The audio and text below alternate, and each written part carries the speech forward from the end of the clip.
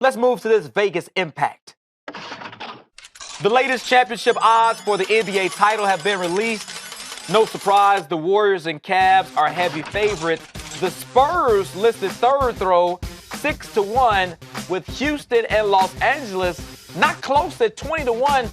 Dylan, in your opinion, why do you think there's such a big gap between the first three and then 4 and 5? Because, we just haven't seen it from Houston. We haven't seen it from the Clippers.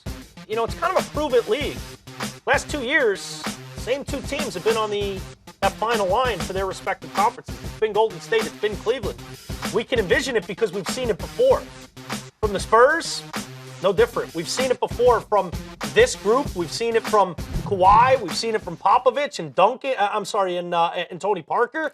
I know Duncan's not there anymore, but they've got a hell of a replacement there with LaMarcus Aldridge, who's starting to really ball at this point.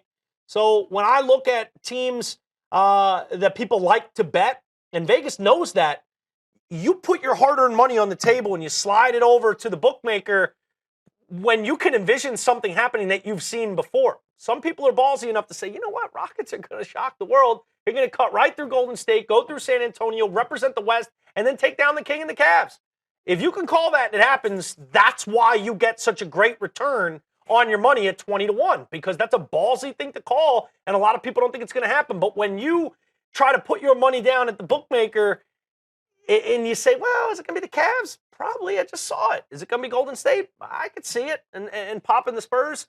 So that's why I think there is such a gap. Now, that being said, I think there's some money to be made potentially throwing a tiny bit of money on the Clippers, throwing a tiny bit of money on the Rockets, because I think they both can win the championship.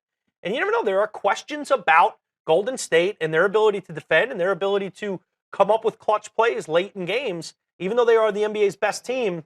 This crop we haven't seen get there before. So, look, it's tough to bet the Warriors when it's the Warriors against the field, and you have to give up more than 1-1. Indeed. That is crazy. Crazy. 4-5. They are a wild favorite at this point. You just generally don't see that in the NBA. But until the Clippers or the Rockets can kind of prove it, I think that's why there's a gap between their championship odds and the ones that we have seen.